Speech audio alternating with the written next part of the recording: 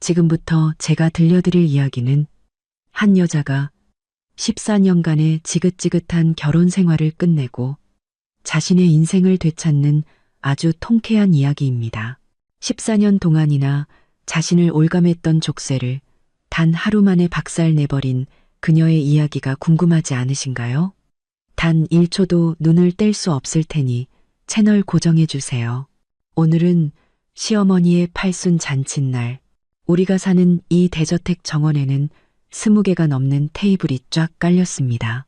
정자 기둥마다 내걸린 청사초롱은 바람이 불 때마다 하늘하늘 춤을 추고 마당 한편에서는 요리사들이 통돼지 바비큐를 굽고 있었죠. 숯불 위로 기름이 떨어지며 내는 지글지글 소리와 함께 고소한 냄새가 정원 가득 퍼져나갔습니다. 손님들은 대부분 시어머니의 친척들이거나 전남편 회사의 사업 파트너들이었습니다. 다들 삼삼오오 모여 웃고 떠드는 시끌벅적한 분위기 속에서 저는 구석에 서서 과일 주스 잔만 만지작거리고 있었죠. 가죽 클러치 안에 든 대저택 등기 권리증, 사본이 손바닥을 찔러와 조금 아팠습니다.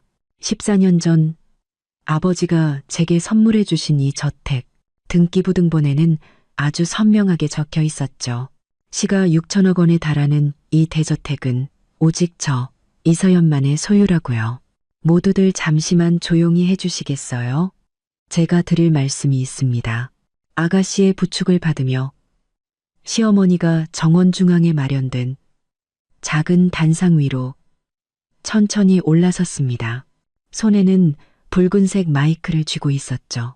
목소리는 살짝 떨렸지만 그 안에는 숨길 수 없는 의기양양함이 가득했습니다. 어머니는 작년에 제가 사드린 실크 저고리를 곱게 차려입고 옷고름에는 진주 브로치를 달고 계셨습니다. 평소에는 늙어서 이런 좋은 옷은 다 소용없다며 손사래를 치시더니 오늘을 위해 한껏 멋을 내신 모양이었습니다. 손님들은 모두 하던 이야기를 멈추고 단상을 바라봤습니다. 저도 궁금한 마음에 앞으로 몇 걸음 다가섰죠. 분명 잔치는 그냥 식사만 하는 걸로 알고 있었는데 갑자기 무슨 말씀을 하시려는 걸까요? 시어머니 곁에 선아가씨는 제가 예전에 쓰다가 물려준 명품 가방을 메고 있었습니다. 무슨 좋은 일이라도 있는지 입꼬리가 귀에 걸려 내려올 줄을 몰랐죠. 시어머니는 헛기침을 한 번 하더니 입을 열었습니다. 오늘 제 팔순 잔치에 와주신 모든 분들께 정말 감사드립니다. 이 늙은이가 별 능력은 없지만 참 복이 많아요. 좋은 아들, 좋은 딸, 그리고 좋은 며느리까지 뒀으니까요. 좋은 며느리라고 말할 때 어머니는 힐끗 저를 쳐다봤습니다. 그 눈빛과 말투가 어딘지 모르게 이상했죠. 순간 심장이 쿵 하고 내려앉으며 불길한 예감이 스쳤습니다. 제가 아들 내외와 이 대저택에서 산 지 벌써 14년이 됐습니다. 참 넓고 살기 좋은 곳이죠. 시어머니는 잠시 말을 멈추더니 일부러 목소리를 높여 말했습니다. 가만히 생각해 보니 제가 이제 나이도 많고 살 날도 얼마 남지 않았는데 이 좋은 집을 그냥 둘 수는 없겠더라고요. 제 딸 미나는 아직 결혼도 못해서 번듯한 집 한 채 없는데 그래서 제가 결정했습니다. 오늘부터 이 대저택은 제 딸 미나에게 물려주겠습니다. 이제부터 여긴 우리 딸의 집입니다. 그 말이 끝나자마자 정원 안은 찬물을 끼얹은 듯 조용해졌습니다. 통돼지가 익어가는 소리마저 유난히 크게 들릴 정도였죠. 몇 초의 정적이 흐른 뒤 손님들 사이에서 수군거리는 소리가 들려왔습니다. 아니, 저 저택은 이서연 씨 거 아니었어? 어떻게 시누이한테 줘? 그러게 말이야. 서연 씨 아버지가 사주신 거라고 들었는데 시어머니가 무슨 권리로 저런 결정을 해? 그때 아가씨가 벌떡 일어나 마이크를 빼앗아 들고 소리쳤습니다. 우리 엄마 말씀이 곧 법이에요. 우리가 이 집에서 14년이나 살았으니 당연히 우리 집이 되는 게 맞죠. 우리 오빠도 동의했어요. 그렇죠, 오빠? 아가씨는 의기양양한 눈빛으로 옆에 서 있던 전 남편을 쳐다봤습니다. 전 남편은 기다렸다는 듯 고개를 끄덕이며 맞장구를 쳤죠. 그럼 어머니 말씀대로 해야지. 난 아무 의견 없어. 서연 씨, 당신도 너무 서운하게 생각하지 마. 다 한 가족인데 누구 명의로 되어 있으면 어때? 그는 그렇게 말하며 제 손을 잡으려 했습니다. 저는 기겁하며 뒤로 물러섰죠. 가죽 클러치를 쥔 손에 힘이 들어갔습니다. 안에 든 등기권리증, 사본이 돌덩이처럼 느껴져 손이 부들부들 떨렸습니다. 한 가족이라고요? 제가 막 입을 열어 반박하려는 순간 정원에 설치된 대형 스크린이 갑자기 환하게 켜졌습니다. 화면에는 아버지의 얼굴이 나타났죠. 아버지는 짙은 회색의 맞춤 정장을 입고 머리를 단정하게 빗어넘긴 모습이었습니다. 손에는 제 어릴 적 사진을 들고 계셨죠. 배경을 보니 회사 회장실의 전면 유리창이었습니다. 아무래도 잔치 상황을 실시간으로 보고 계셨던 모양입니다. 손님들은 더욱 술렁이기 시작했습니다. 저분은 이서연 씨 아버지. 해밀그룹 이정훈 회장님 아니야? 재벌 회장님이 갑자기 왜 영상통화를? 방금 시어머니가 한 말을 들으신 건가? 시어머니의 얼굴은 새하얗게 질렸습니다. 아가씨에게 빨리 스크린을 끄라고 손짓했지만 당황한 아가씨는 허둥대기만 할 뿐 화면을 끌 줄 몰랐죠. 아버지는 카메라를 통해 저를 똑바로 바라보셨습니다. 목소리는 낮고 차분했지만 그 안에는 강한 힘이 실려 있었죠. 딸아, 저런 사람들과 말 섞을 필요 없다. 박 변호사 지금쯤 문 앞에 도착했을 거다. 당장 이혼 합의서 꺼내서 김민준 그놈한테 서명받아라. 그리고 똑똑히 전해. 오늘 밤으로 KM그룹은 부도 처리될 거라고. 감히 내 딸의 저택을 넘봐? 어림도 없지. 아버지의 말이 끝나자 정원은 그야말로 아수라장이 되었습니다. 어떤 사람은 휴대폰을 꺼내 사진을 찍기 시작했고 어떤 사람은 전 남편을 향해 손가락질하며 수군거렸죠. 시어머니는 다리에 힘이 풀렸는지 휘청거리다 단상 아래로 떨어질 뻔했습니다. 아가씨가 황급히 어머니를 붙잡으며 속삭였습니다. 엄마, 어떡해. 진짜 우리 회사 망하게 하려는 건가 봐. 전 남편의 얼굴도 시뻘겋게 달아올랐습니다. 그는 스크린을 향해 다급하게 외쳤습니다. 아버님, 진정하세요. 다 오해입니다. 저희 어머니가 그냥 농담으로 하신 말씀이에요. 진짜가 아닙니다. 하지만 아버지는 그를 거들떠보지도 않았습니다. 아버지는 다시 저를 보며 말씀하셨죠. 딸아, 겁먹지 마라. 아빠가 있으니 아무도 널 못 건드린다. 등기권리증 가져왔지? 꺼내서 저 사람들한테 똑똑히 보여줘. 이 대저택이 대체 누구 것인지. 저는 심호흡을 한 번 하고 클러치에서 등기권리증 사본을 꺼내 들었습니다. 첫 장을 펼치자 소유자 이서연 단독 소유 라고 적힌 글자가 유난히 눈에 띄었습니다. 저는 등기권리증을 높이 쳐들고 하객들을 향해 말했습니다. 여러분, 똑똑히 보십시오. 이 대저택은 14년 전 저희 아버지가 저에게 증여해 주신 제 개인 재산입니다. 여기 명확하게 적혀 있죠. 오직 저 이서연 개인의 소유라고요. 김민준 씨 가족과는 아무런 관련이 없습니다. 저희 시어머니께서 이 집을 아가씨에게 주겠다고 하셨지만 그럴 권리는 눈곱만큼도 없으십니다. 시어머니는 등기권리증을 보며 입술을 파르르 떨 뿐 아무 말도 하지 못했습니다. 아가씨는 옆에서 거짓말, 네가 위조한 거야 라고 소리쳤지만 아무도 그녀의 말을 듣지 않았죠. 하객들은 그럴 줄 알았어. 김민준 씨 집안 정말 욕심이 과하네 라며 혀를 찼습니다. 바로 그때 문 쪽에서 발소리가 들려왔습니다. 검은 정장 차림의 박 변호사님이 서류 가방을 들고 빠른 걸음으로 들어오고 있었죠. 이서연 아가씨, 저 왔습니다. 이혼 합의서 가져왔는데 지금 바로 서명 받을까요? 박 변호사님은 옆 테이블에 서류 가방을 올려놓고 지퍼를 열었습니다. 가방 안에는 이혼 합의서와 여러 서류 뭉치가 들어있었죠. 하얀 종이 위에 찍힌 검은 글자들이 유난히 선명해 보였습니다. 아가씨는 그걸 보자마자 달려들어 서류 가방을 닫으려고 했습니다. 당신 뭔데 남의 집안일에 끼어들어. 우리 오빠랑 새언니는 문제없어. 이혼은 무슨 이혼이야. 저는 등기권리증을 쥔 채로 아가씨를 막아섰습니다. 손가락이 서류 위 공증도장을 스쳤죠. 이 이혼 반드시 해야겠어. 그리고 박 변호사님 물건에 손대지 마. 우리 아버지가 이 일을 처리하려고 부르신 분이니까. 저에게 밀쳐진 아가씨는 비틀거리다 뒤에 있던 하객과 부딪힐 뻔했습니다. 그녀는 곧바로 시어머니에게 달려가 소리쳤습니다. 엄마, 저것 봐. 나한테 저택도 안 주겠다더니 이제 이혼까지 하려고 해. 가만두면 안 돼. 그제야 정신을 좀 차린 시어머니는 단상 가장자리를 붙잡고 일부러 불쌍한 척하며 말했습니다. 서연아, 네 아버지가 재벌 회장님인 거 안다. 하지만 우리도 한 가족 아니니? 이 집에서 우리가 14년을 살았는데 설령 미나 것이 아니더라도 우리 민준이 몫은 있어야지.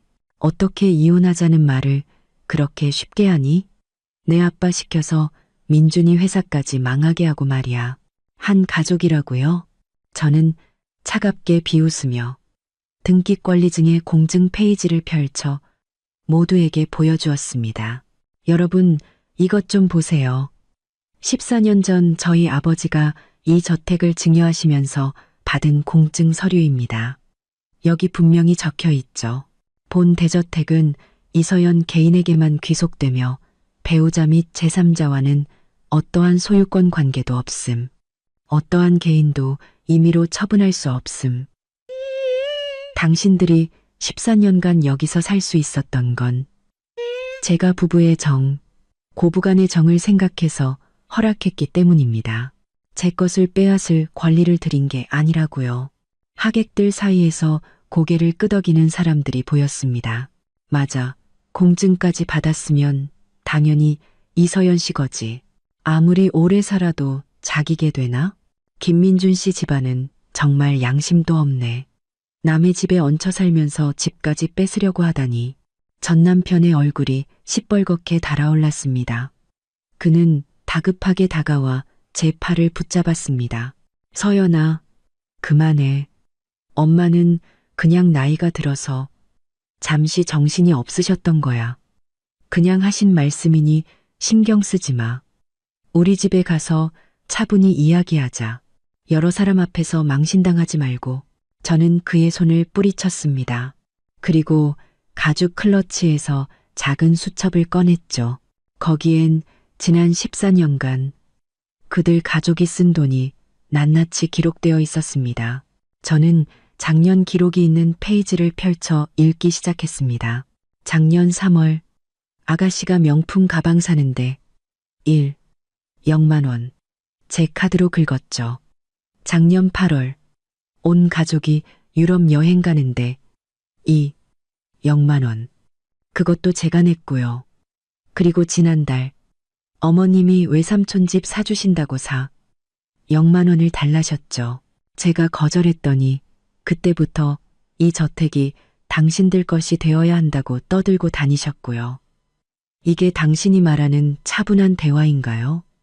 제 말이 끝나자 하객들의 웅성거림은 더욱 커졌습니다. 누군가 전 남편과 아가씨를 가리키며 말했죠. 세상에 계속 이서연 씨 돈으로 생활했던 거네. 너무하다. 남의 돈 쓰면서 집까지 뺏으려고 하다니. 아가씨는 발을 동동 구르며 소리쳤습니다. 거짓말 마. 그 돈은 네가 좋아서 준 거잖아. 우리 오빠랑 결혼했으면 그 정도는 당연히 해줘야 하는 거 아니야? 당연하다고요? 그때 박 변호사님이 입을 열었습니다.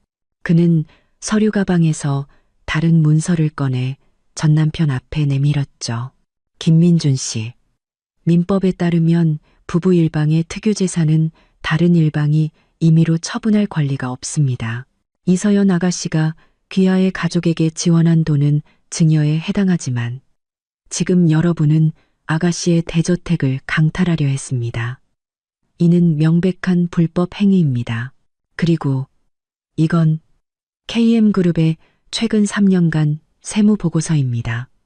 여러 건의 탈세 기록이 발견되었고 그 금액이 10억 원에 달합니다.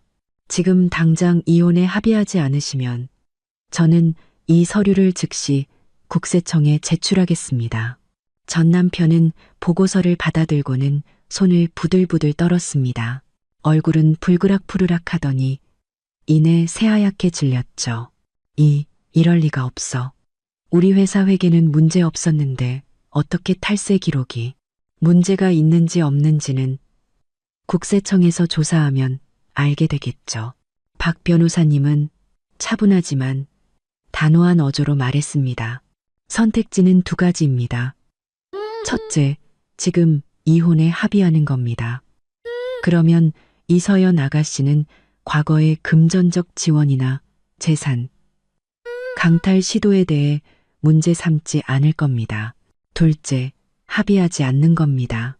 저는 즉시 국세청에 탈세 혐의를 신고하고 재산 강탈 미수 혐의로 여러분을 고소할 겁니다. 그렇게 되면 KM그룹은 끝장날 것이고 당신은 감옥에 갈 수도 있습니다.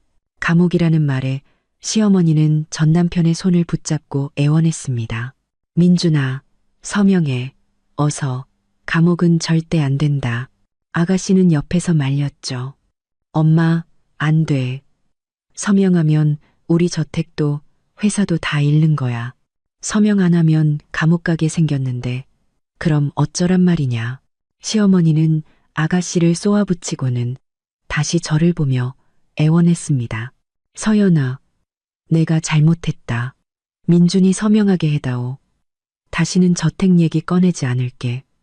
응? 저는 그들을 무시하고 전 남편을 쳐다보며 말했습니다. 선택은 당신이 하는 거예요. 전 남편은 한참을 망설이다 결국 펜을 들어 이혼 합의서에 서명했습니다. 박 변호사님이 합의서를 받아 확인한 뒤 제게 건네주었습니다. 이서연 아가씨, 서류상 문제는 없습니다. 최대한 빨리 이혼 절차를 마무리 짓겠습니다.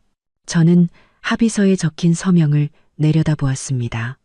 마음이 한결 가벼워지는 것을 느꼈죠.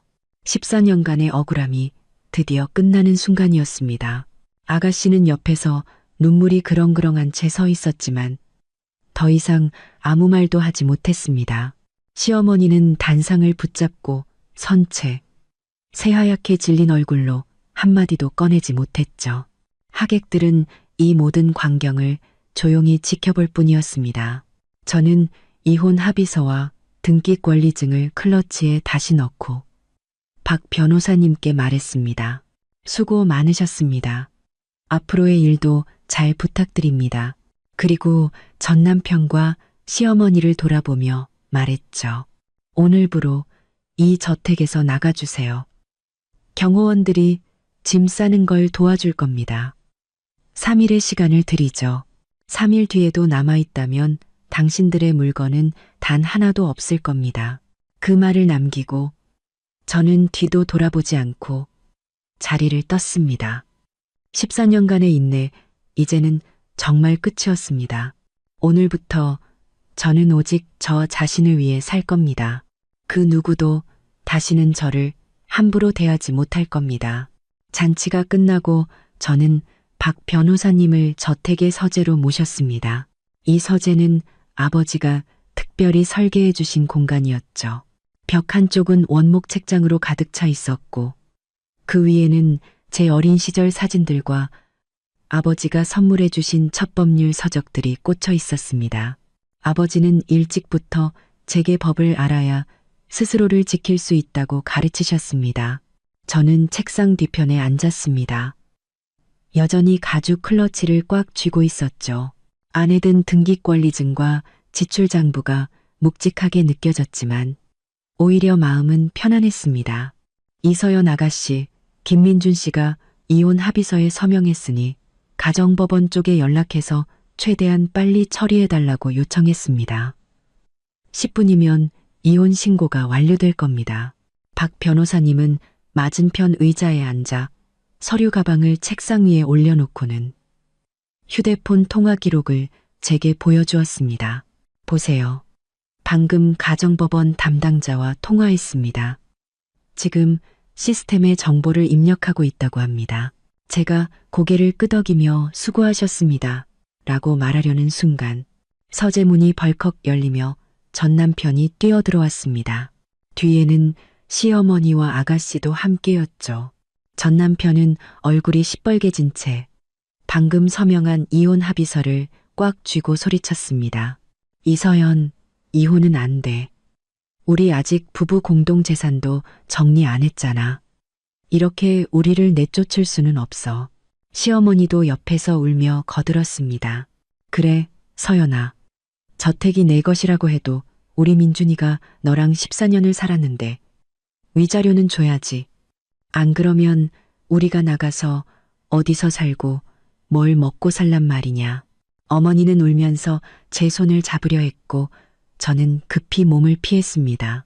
손이 책상 서랍 안에 CCTV 리모컨에 닿았죠. 작년에 혹시 몰라 설치해둔 것이었는데 지금 아주 유용하게 쓰일 것 같았습니다. 아가씨는 옳지는 않았지만 눈을 치켜뜨며 말했습니다. 그래, 내 아버지가 재벌 회장이라 돈도 많으면서 그깟 위자료가 아까워? 위자료 안 주면 우리도 안 나가. 이 집에서 14년이나 살았으니 우리 목도 있는 거야.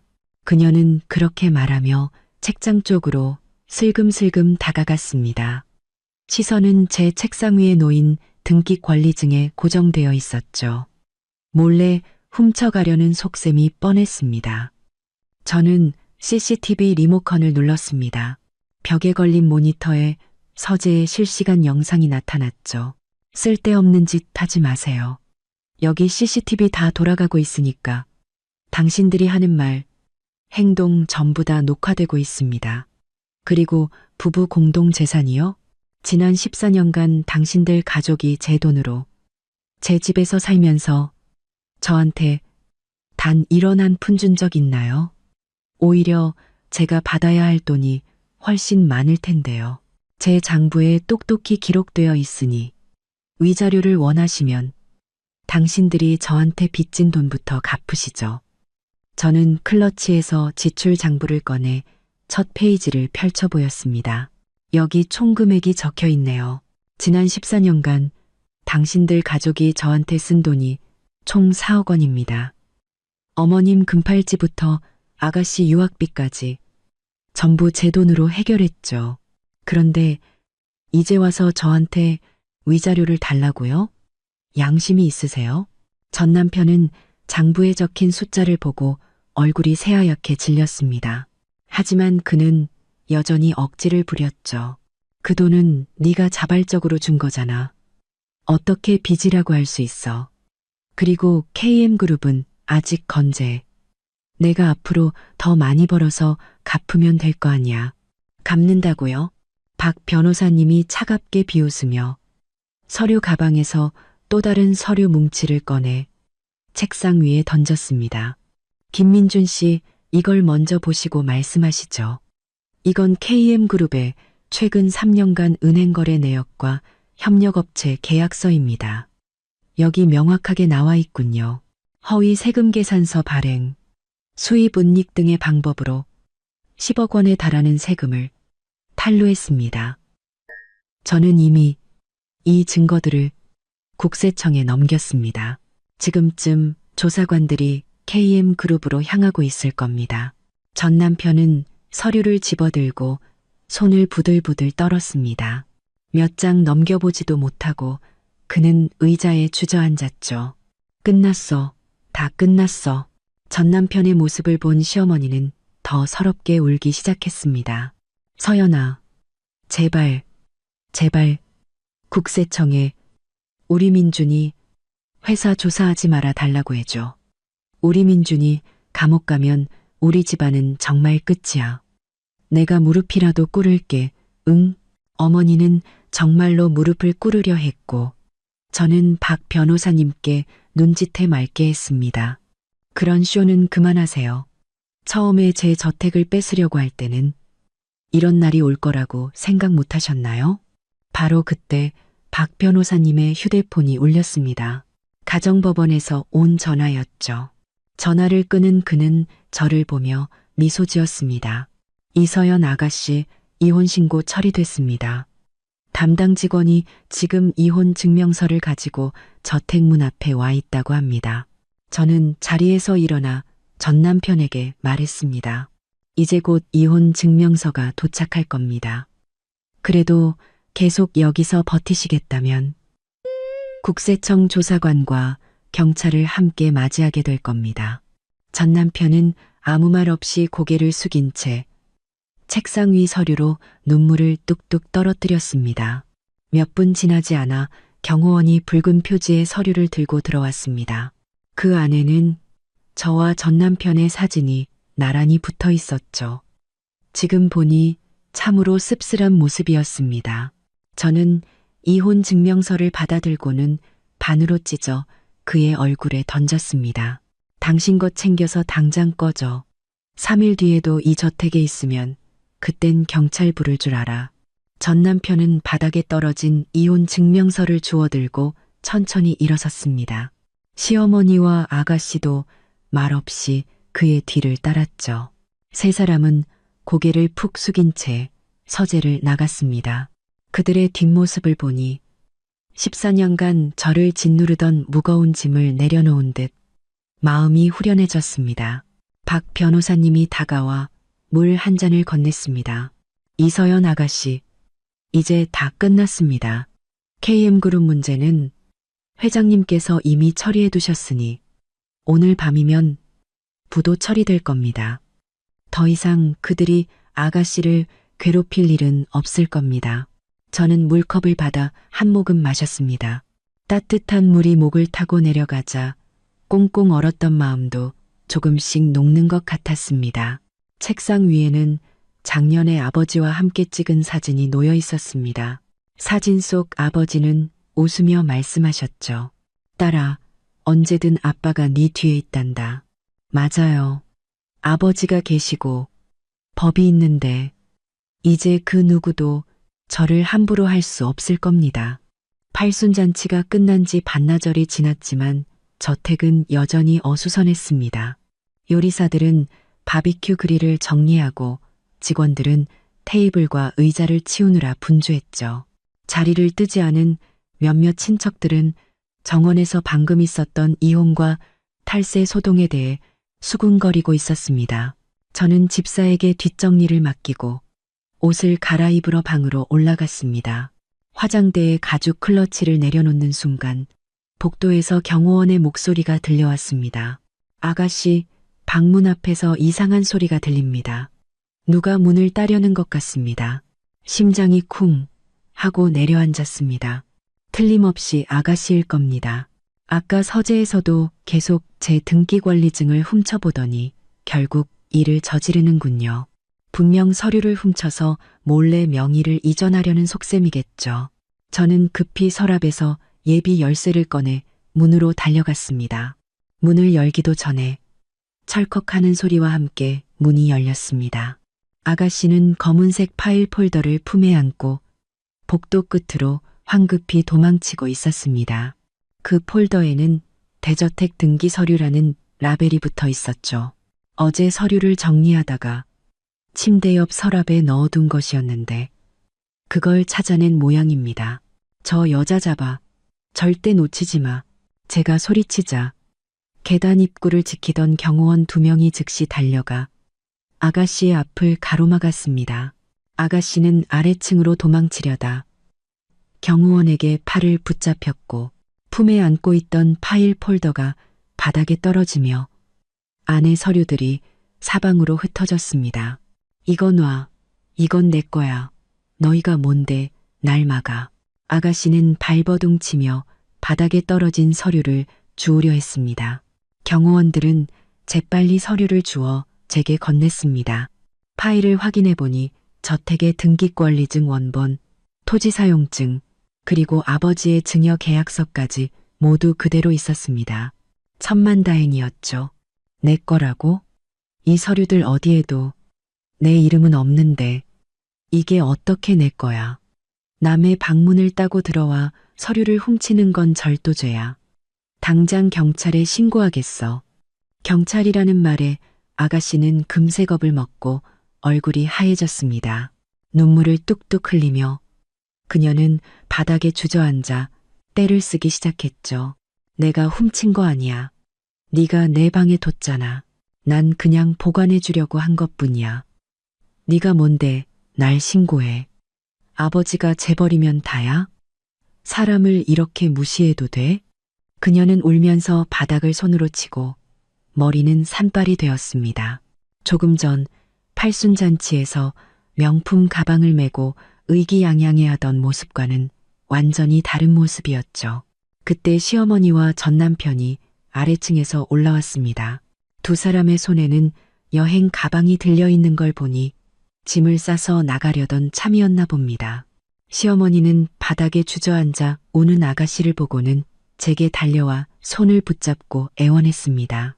서연아, 미나가 아직 어려서 철이 없어서 그래. 그냥 잠시 정신이 나갔었나 봐. 제발 경찰에만 신고하지 말아다오. 우리 당장 나갈게. 다시는 네 눈앞에 나타나지 않을게. 어리다고요? 32이 어린 나이입니까? 저는 시어머니의 손을 뿌리치고 휴대폰을 꺼내 그들 앞에서 112에 전화를 걸었습니다. 여보세요? 경찰서죠? 신고 좀 하려고요. 누가 제 방문을 따고 들어와서 집 문서를 훔쳐가려다 붙잡혔습니다. 지금 저희 집에 있습니다. 네, 주소는. 전 남편이 다급하게 달려와 제 휴대폰을 뺏으려 했지만 경호원에게 가로막혔습니다. 이서연, 너무 심한 거 아니야. 그래도 한때 가족이었는데 꼭 경찰까지 불러야겠어? 미나는 그냥 궁금해서 서류를 한번 보려고 한 것뿐이야. 진짜 훔치려던 게 아니라고. 궁금해서 남의 방문을 따고 서류를 훔친다고요? 경찰관님, 빨리 와주세요. 이 사람들이 제 휴대폰을 뺏고 신고를 막으려고 합니다. 제가 정말로 신고하는 것을 본 아가씨는 더 크게 울며 제게 달려들려 했지만 경호원에게 꼼짝없이 제압당했습니다. 시어머니는 옆에서 발을 동동 구르며 아이고, 이게 무슨 망신이야 라고 중얼거렸지만 더 이상 저를 말리지는 못했죠. 10분도 채 되지 않아 경찰차가 도착했습니다. 경찰 2명이 들어와 바닥에 주저앉은 아가씨와 제 손에 들린 서류, 그리고 부서진 문고리를 번갈아 보며 물었습니다. 누가 신고하셨습니까? 무슨 일이죠? 저는 서류를 경찰에게 건네고 부서진 문고리를 가리키며 말했습니다. 제가 신고했습니다. 저 여자는 제 전 시누이인데 방금 제 방문을 따고 들어와서 저택 등기 서류를 훔쳐 명의를 이전하려고 했습니다. 제 경호원들이 현장에서 붙잡았고요. 여기 부서진 문고리와 CCTV 영상이 증거입니다. 경찰은 CCTV 영상을 확인하고는 아가씨에게 물었습니다. 문 따고 서류 훔친 거 맞습니까? 아가씨는 여전히 발뺌하려 했습니다. 아니에요. 저 여자가 시켜서 가져온 거란 말이에요. 거짓말하는 거예요. CCTV에 당신이 문 따고 서류 훔치는 장면이 다 찍혔는데 아직도 거짓말입니까? 경범죄 처벌법에 따라 당신의 행위는 절도 미수죄에 해당합니다. 다행히 재산상의 피해가 발생하지 않아 구류는 면하겠지만 경찰서에 가서 조사는 받으셔야 합니다. 다시 한번 이런 짓을 하면 그땐 가만두지 않겠습니다. 경찰서에 가야 한다는 말에 아가씨는 울음도 뚝 그치고 겁에 질린 얼굴로 얌전히 일어나 경찰을 따라 나섰습니다. 시어머니가 따라가려 하자 경찰이 막아섰습니다. 가족은 오실 필요 없습니다. 본인이 가서 조서만 작성하면 됩니다. 경찰에 끌려가는 아가씨의 뒷모습을 보며 시어머니는 한숨을 쉬고는 전 남편의 손을 잡고 말했습니다. 가자. 어서 여기서 나가자. 더 있다가는 무슨 일이 더 생길지 모르겠다. 저는 경호원에게 등기 서류를 서재 금고에 잘 보관하라고 지시하고 특별히 당부했습니다. 앞으로 며칠간 저 사람들 잘 감시하세요. 또 무슨 짓을 할지 모르니까요. 경호원은 고개를 끄덕였습니다. 여행 가방을 끌고 아래층으로 내려가는 그들의 뒷모습을 보며 저는 완전히 마음을 놓았습니다. 이제 더 이상 그들이 제 것을 빼앗으려 할 일은 없을 겁니다. 다음 날 아침 일찍 눈이 떠졌습니다. 씻고 서재로 가자마자 휴대폰이 2번 울렸죠. 아버지에게서 온 메시지였습니다. 주식 시세표 사진이 첨부되어 있었죠. 사진을 열어보니 녹색 선이 곤두박질 치고 있었습니다. 가장 아래에는 KM그룹 10%라고 적혀 있었죠. 그제야 깨달았습니다. 아버지가 말씀하신 오늘 밤으로 KM그룹을 부도 처리하겠다는 말이 이미 시작되었다는 것을요.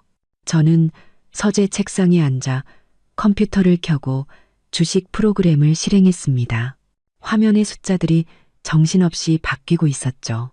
어제까지만 해도 23, 600권이었던 KM그룹의 주가는 오늘 개장하자마자 20일 0원으로 떨어졌습니다.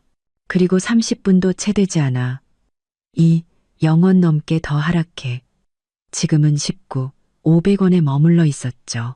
하루 만에 10%가 넘게 폭락한 겁니다. 아래 댓글창은 주주들의 아우성으로 가득했습니다. KM그룹 이제 망하는 건가? 갑자기 왜 이렇게 떨어져? 주요 협력업체들이 다 계약 해지했다던데 자금줄이 막혔나 봐. 빨리 팔아. 더 떨어지기 전에. 한참 화면을 보고 있는데 아버지에게서 전화가 걸려왔습니다. 목소리가 한결 가벼워 보이셨죠. 딸아, KM그룹 상황 봤지? 내 소유의 투자사 3곳에서 오늘 아침 9시 개장하자마자 보유하고 있던 KM그룹 주식일 200만 주를 전부 팔아치웠다. 주가를 완전히 박살내버렸지. 그리고 해밀그룹과 거래하던 주요 협력업체들한테도 KM그룹과의 모든 계약을 해지하라고 지시했다. 그동안 우리 덕분에 돈 많이 벌었으니 이제 갚을 때도 됐지. 아버지, 고생 많으셨어요. 저는 휴대폰을 쥔 채 따뜻한 마음을 느꼈습니다. KM그룹은 지금 어떤가요? 정말 자금줄이 막혔나요? 막히다마다 내가 사람 시켜서 알아봤는데 KM그룹 계좌에 남은 돈이 50억 원도 채 안 된다더구나. 그런데 협력업체에 갚아야 할 물품 대금만 800억 원이야. 직원들 월급도 주기 힘들걸. 아까 국세청에 있는 지인한테 연락이 왔는데 이미 KM그룹에 세무조사 들어갔다고 하더라. 탈세 혐의까지 밝혀지면 김민준 그놈이 감옥에 가지 않더라도 KM그룹은 파산 신청을 할 수밖에 없을 거다. 아버지와의 통화를 마치고 컴퓨터를 끄려는데 다른 휴대폰이 울렸습니다. 전 시어머니라고 뜨는 발신자 정보. 저는 잠시 망설이다 전화를 받았습니다. 이제 와서 무슨 할 말이 있을지 궁금했거든요. 서연아, 제발, 제발 네 아버지 좀 말려다오. 전화를 받자마자 시어머니의 울음소리가 터져 나왔습니다. 목소리는 날카롭고 쉬어 있었죠. KM그룹이 지금 망하게 생겼어. 주가는 폭락하고 협력업체들은 다 계약을 해지했대. 민준이는 회사에서 사람들과 싸우다 손찌검까지 할 뻔했다더라. 이러다 우리 집안 정말 길바닥에 나은 게 생겼어. 우리 14년이나 함께한 정을 생각해서 제발 한 번만 도와주면 안 되겠니? 정이라고요? 저는 차갑게 비웃으며 키보드를 가볍게 두드렸습니다. 팔순잔치에서 이 저택을 따님에게 주겠다고 선언하실 때는 저와의 정을 생각하지 않으셨나요? 따님이 제 방문을 따고 등기 서류를 훔치려 했을 때는요? 이제 KM그룹이 망하게 생기니 그제야 정이 생각나세요? 너무 늦었습니다. 내가 잘못했다. 내가 정말 잘못했어. 저택은 이제 필요 없어. 민준이도 너랑 이혼했고, 다시는 널 귀찮게 하지 않을게. 제발 내 아버지가 KM그룹을 더 이상 건드리지 않게 해줘. 민준이가 회사를 잃으면 우리 식구는 뭘 먹고 살란 말이냐. 뭘 먹고 살지는 당신들 사정이죠. 저와는 아무 상관없습니다. 제 목소리는 차분했고 마음에는 아무런 동요도 없었습니다. KM그룹이 이 지경이 된 건 저희 아버지가 망하게 해서가 아니에요. 당신들 스스로 자초한 일이죠. 탈세로 돈을 벌고 남의 인맥으로 회사를 유지했으니 언젠가는 이렇게 될 줄 알았어야죠. 정말 아들을 위한다면 지금이라도 국세청에 가서 자수하라고 설득하세요. 어쩌면 선처를 받을 수도 있을 테니까요. 자수라고? 그럼 우리 민준이가 감옥에 가잖아? 그건 절대 안 돼.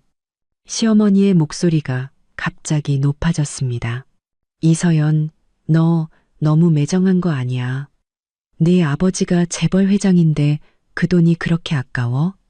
그냥 우리 좀 불쌍히 여겨서 한 번만 도와주면 안 돼? 불쌍히 여겨달라고요? 그럼 지난 14년간 제가 당한 억울함은 누가 보상해주죠? 그동안 그들이 제 돈을 쓰고 제 집에 얹혀 살면서도 당연하게 여겼던 모든 순간이 떠오르자 화가 치밀어 올랐습니다. 분명히 말씀드리죠. 당신들을 도울 생각 눈꼽만큼도 없습니다. 다시는 전화하지 마세요. 한 번 더 전화하면 바로 차단할 겁니다. 저는 시어머니가 더 말할 틈도 주지 않고 전화를 끊고 바로 번호를 차단해버렸습니다. 휴대폰을 내려놓자마자 집사님이 아침 식사를 들고 들어왔습니다. 아가씨, 방금 경비실에서 연락이 왔는데 김민준 씨의 차가 저택 밖에 서 있다고 합니다. 안으로 들어오려다 제지당했다고 하네요. 기다리라고 하세요. 저는 우유를 한 모금 마시고 창밖의 햇살을 바라보았습니다. 만약 함부로 들어오려고 하면 바로 경찰에 신고하세요. 이제 그는 KM그룹 대표가 아니라 파산 직전의 평범한 사람일 뿐이니까요. 제 저택에 들어올 자격 없습니다. 집사님은 고개를 끄덕이고 밖으로 나갔습니다. 저는 다시 컴퓨터 화면을 보았습니다. KM그룹의 주가는 조금 더 떨어져 19, 300권이 되어 있었습니다. 댓글창에는 KM그룹 공장이 가동을 멈췄고 직원들이 회사 앞에서 밀린 임금을 달라며 시위하고 있다는 글이 올라와 있었습니다. 누군가 올린 현장 사진에는 작업복을 입은 사람들이 밀린 임금 지급하라는 플래카드를 들고 KM그룹 사옥 앞에 모여 있는 모습이 담겨 있었죠. 저는 컴퓨터를 끄고 의자에 기댔습니다. 가죽 클러치 안에 든 등기 권리증을 만져보았죠. 지난 14년 저는 결혼을 위해 참고 소위 정이라는 것 때문에 물러섰습니다. 하지만 그 대가는 그들의 끝없는 욕심뿐이었죠. 이제 됐습니다. KM그룹은 망할 것이고 그들은 더 이상 저를 괴롭히지 못할 겁니다. 앞으로의 인생은 오롯이 저의 뜻대로 살아갈 겁니다. 오후 3시쯤 집사님이 다급한 얼굴로 뛰어들어왔습니다. 아가씨, 문 앞에 사람들이 많이 몰려왔습니다.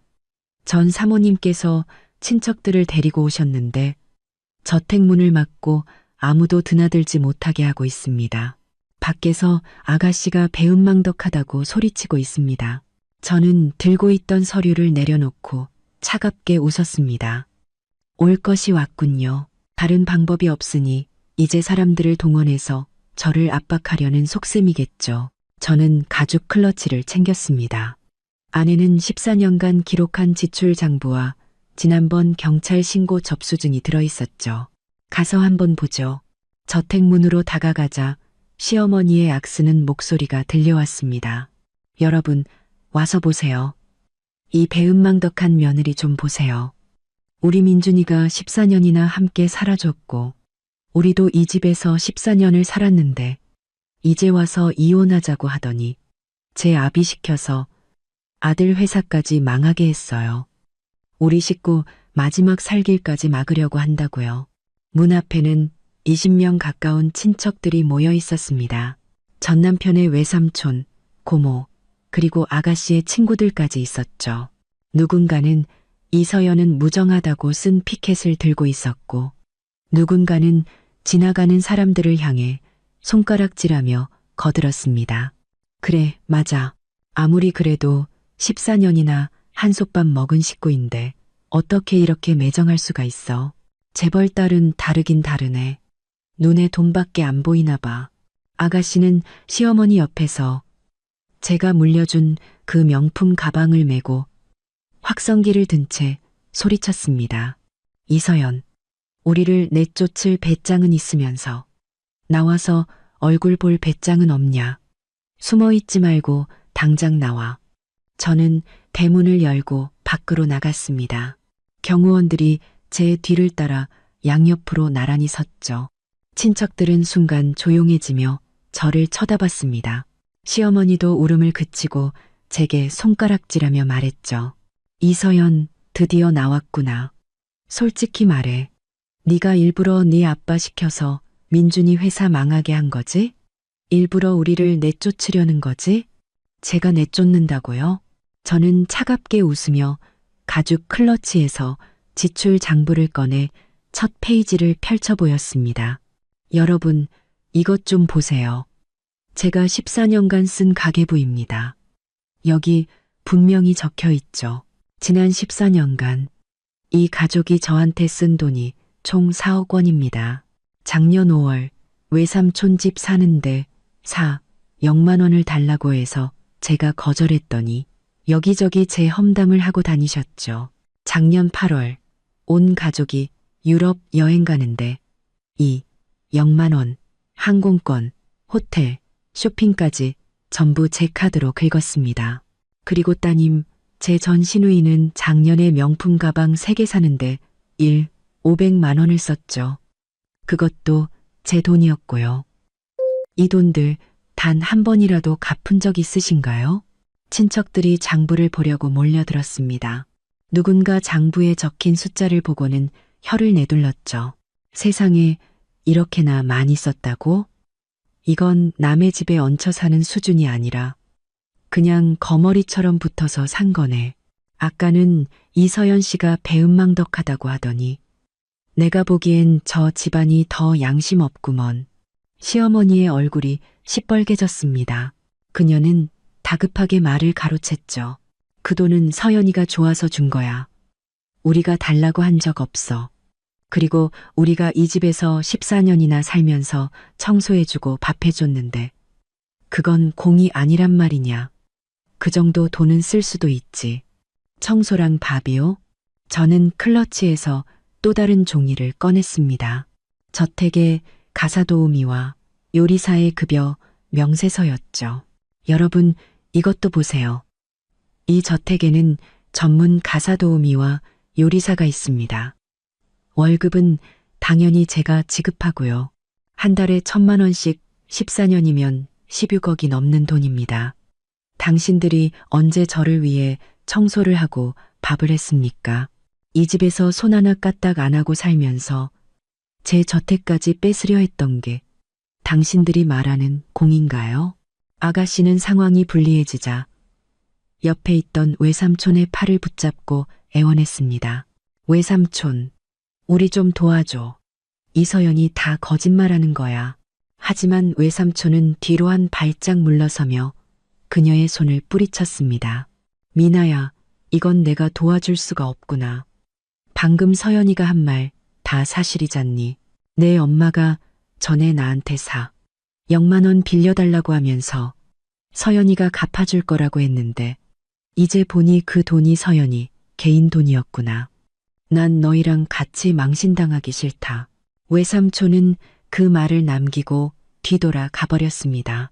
다른 친척들도 하나둘씩 자리를 떴죠. 누군가는 이런 일인 줄 알았으면 오지도 않았어. 창피해 죽겠네 라고 중얼거렸습니다.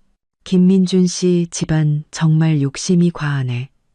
남의 집에 얹혀 살고 남의 돈 쓰면서 집까지 뺏으려고 하다니 망해도 싸다. 몇 분 지나지 않아 문 앞에는 시어머니와 아가씨만 덩그러니 남았습니다. 얼굴은 새하얗게 질려 있었죠. 아가씨가 무언가 소리치려 했지만 시어머니가 그녀를 말렸습니다. 이제는 소리쳐봐야 아무 소용없다는 것을 깨달은 모양이었죠. 저는 장부와 급여 명세서를 클러치에 다시 넣고 그들을 보며 말했습니다. 3일의 시간을 드렸습니다. 아직도 짐을 빼지 않으셨다면 경찰을 불러 강제 집행하겠습니다. 그때는 쫓겨나는 것뿐만 아니라 법적 책임까지 져야 할 겁니다. 알아서 하세요. 그 말을 남기고 저는 저택 안으로 들어갔습니다. 경호원이 문을 닫았죠. 문틈으로 보니 시어머니는 길가에 주저앉아 울고 있었고 아가씨는 옆에서 어쩔 줄 몰라 하고 있었습니다. 저는 그들을 보며 조금의 동정심도 느끼지 못했습니다. 이 모든 것은 그들이 자초한 일이니까요. 끝없는 욕심은 결국 파멸을 부를 뿐입니다. 서재로 돌아와 아버지께 메시지를 보냈습니다. 시어머니가 사람들을 데리고 와서 소란을 피웠지만 제가 잘 해결했다고 말씀드렸죠. 곧 아버지에게서 답장이 왔습니다. 잘했다, 딸아. 그렇게 해야지. 다시는 널 얕보지 못하게. KM그룹 거는 내가 마무리 지어놨다. 내일이면 파산 신청 들어갈 거야. 이제 그들이 제기할 일은 없을 거다. 아버지의 메시지를 보며 저는 의자에 기대어 창밖의 노을을 바라보았습니다. 지난 14년간의 억울함과 인내가 이 순간 모두 사라지는 것 같았습니다. 앞으로의 인생은 더 이상 정 때문에 제 자신을 희생하는 일은 없을 겁니다. 더 이상 남의 눈치를 보며 살지도 않을 겁니다. 저는 저답게 살아갈 것이고 제 힘으로 저처럼 억울한 일을 당했던 다른 여성들을 도울 겁니다.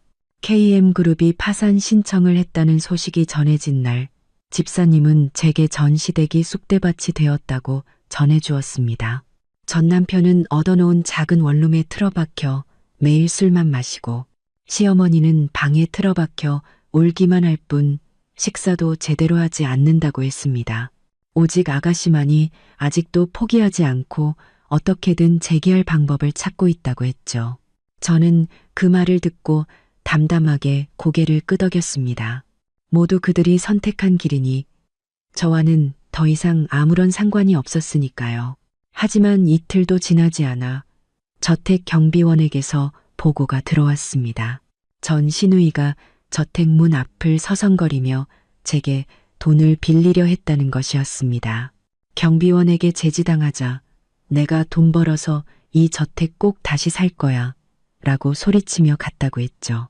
저는 그때 서재에서 여성 창업지원센터의 계획도를 그리고 있었습니다. 그 말을 전해 듣고는 실소가 터졌죠. 자기 몸 하나 건사하기 힘든 주제에 아직도 제 저택을 탐내다니요. 또 3일이 지났을 때 저는 낯선 번호로 온 전화를 받았습니다. 관할 경찰서였습니다. 전화기 너머에 경찰관이 말했죠. 이서연 씨 되십니까? 전 시누이 되시는 김민아 씨가 불법 다단계 사기 혐의로 현재 구류되어 있습니다. 참고인 조사를 위해 경찰서로 한번 와주셔야겠습니다. 저는 잠시 멍하니 있다가 상황을 파악했습니다. 제 길을 노리던 그녀가 결국 사기꾼에게 속아 불법 다단계에 발을 들인 것이 틀림없었습니다. 경호원들과 함께 경찰서에 도착했을 때 복도 의자에 앉아 울고 있는 전 시어머니를 발견했습니다. 머리는 헝클어져 있었고 옷은 구겨져 있었죠. 예전에 저택에서 실크 저고리를 곱게 차려입던 모습과는 완전히 딴판이었습니다. 어머니는 저를 보자마자 일어나 제 손을 붙잡고 애원했습니다. 서연아, 제발 우리 미나 좀 구해줘. 걔가 일부러 그런 게 아니야. 사기꾼한테 속은 거라고. 저는 어머니의 손을 뿌리치고 경찰관을 따라 사무실로 들어갔습니다. 경찰관은 제게 조서를 건네며 말했습니다. 김민아 씨가 집에 남아있던 5천만 원을 몰래 훔쳐 SNS에서 알게 된 투자 전문가라는 사람을 통해 소위 단기 고수익 프로젝트에 투자했다는 것이었습니다. 하지만 돈을 송금하자마자 상대방은 그녀를 차단해버렸고 사기당한 것을 깨달은 그녀가 다른 투자자들을 모아 돈을 되찾으려 했지만 조사 결과 그 프로젝트 자체가 200억 원 규모의 불법 다단계 사기였음이 밝혀졌다는 것이었죠. 그녀 역시 피해자 중 한 명이었습니다. 저는 조서 내용을 보며 아무런 감정도 느끼지 못했습니다. 5천만 원은 아마 시어머니가 몰래 숨겨둔 노후 자금이었을 겁니다. 그걸 딸이 훔쳐서 사기당해 날려버린 것이죠. 경찰관은 말을 이었습니다. 다른 피해자들과는 연락이 닿았고 현재 사기꾼의 행방을 쫓고 있습니다. 김미나 씨도 피해자이긴 하지만 불법 다단계에 가담했고 다른 2명을 끌어들인 혐의가 있어 15일간 구류 조치 후 벌금 2천만 원이 부과될 예정입니다. 사무실을 나오자 전 시어머니는 여전히 울고 있었습니다. 저를 보자마자 그녀는 무릎을 꿇었죠. 서연아, 내가 다 잘못했다. 미나 시켜서 내 저택 뺏으려고 했던 것도 민준이랑 이혼하게 만든 것도 다 내 잘못이야. 이제 미나는 감옥에 가게 생겼고 민준이는 매일 술만 마시고 우리 집안은 정말 끝났어. 제발 벌금 좀 내줘서 우리 미나 좀 꺼내주면 안 되겠니? 다시는 내 앞에 나타나지 않을게. 저는 무릎 꿇은 그녀를 내려다보며 조금의 동정심도 느끼지 못했습니다. 자업자득이라는 생각뿐이었죠. 저는 휴대폰을 꺼내 예전에 전 시누이가 저택문 앞에서 이 저택을 다시 사겠다고 소리치던 CCTV 영상을 보여주었습니다. 따님은 아직도 제 저택을 뺏을 궁리만 하고 있는데 제가 도와줘야 할 이유가 있나요? 불법 다단계에 빠진 건 본인이 어리석어서이고 당신 돈을 훔친 건 본인이 탐욕스러워서입니다. 모두 스스로 선택한 길이죠. 저와는 상관없습니다. 전 시어머니는 CCTV 영상을 보고는 울음소리가 점점 잦아들더니 결국 바닥에 주저앉아 내가 죄인이야. 다 내가 죄인이야. 라고 중얼거렸습니다. 바로 그때 그녀는 갑자기 눈을 감더니 옆으로 쓰러졌습니다. 저는 경호원에게 그녀를 부축하게 하고 경찰의 도움을 요청했습니다. 경찰은 그녀가 쇼크로 기절한 것 같다며 서둘러 구급차를 불렀죠. 구급차가 전 시어머니를 싣고 떠난 뒤 경찰관은 제게 말했습니다. 김미나 씨의 벌금을 낼 사람이 없으면 개인 재산에서 압류하게 됩니다. 재산이 없으면 신용불량자로 등록될 거고요. 저는 고개를 끄덕였습니다. 알겠습니다. 저와는 상관없는 일이니 벌금을 대납할 생각은 없습니다. 경찰서를 나오니 햇살이 유난히 눈부셨습니다. 저는 아버지께 메시지를 보냈죠. 전 시누이는 구속되었고 시어머니는 쓰러졌다고요. 아버지는 곧 답장을 보내셨습니다. 딸아, 신경 쓰지 마라. 다 그들이 받아야 할 죗값이다. 너는 네 창업지원센터 일에만 집중하렴. 도움이 필요하면 언제든 아빠한테 말하고. 아버지의 메시지를 보니 마음이 따뜻해졌습니다. 지난 14년 저는 소위 결혼과 정이라는 이름 아래 너무 오랫동안 제 자신을 억눌러 왔습니다. 이제 드디어 과거를 내려놓고 제가 하고 싶은 일에 집중할 수 있게 되었습니다. 전 시누이가 구속되고 시어머니가 쓰러진 것은 제 탓이 아닙니다. 그들의 탐욕과 어리석음이 그들을 오늘의 파국으로 이끈 것뿐입니다. 저택으로 돌아와 저는 다시 창업지원센터의 계획도를 펼쳤습니다. 저택 서편의 작은 건물 3동을 그림 위에 표시했죠. 한 동은 수공예 공방, 한 동은 라이브 커머스 스튜디오, 다른 한 동은 회의실로요. 도면 위의 계획들을 바라보며 저는 앞으로 이곳이 활기차게 변할 모습을 상상했습니다. 저처럼 억울한 일을 겪었던 여성들이 이곳에서 자신의 가치를 되찾고 웃음 짓는 모습을요. 저는 저택 서편의 작은 건물 앞에 서서 인테리어 디자이너와 공방의 세부 사항에 대해 논의하고 있었습니다. 그때 경비원이 저를 불렀죠. 아가씨, 문 앞에 손님이 찾아왔습니다. 전 사장님이라고 합니다. 들고 있던 줄자가 멈칫했습니다. 저는 차갑게 웃었죠. 낯짝도 두껍군요. KM그룹이 파산한 지 보름밖에 안 됐는데 벌써 찾아오다니요. 저는 디자이너에게 잠시 기다려달라고 하고 문 쪽으로 걸어갔습니다. 정자를 지나자 대문 밖에 서 있는 전 남편의 모습이 보였습니다. 그는 색이 바랜 회색 점퍼를 입고 있었고 소매 끝은 해져 있었습니다. 손에는 투명 비닐봉지를 들고 있었는데 안에는 시든 장미 3송이가 들어있었죠. 꽃잎에는 흙까지 묻어 있는 걸 보니 길가 꽃집에서 산싸구려 꽃이 분명했습니다.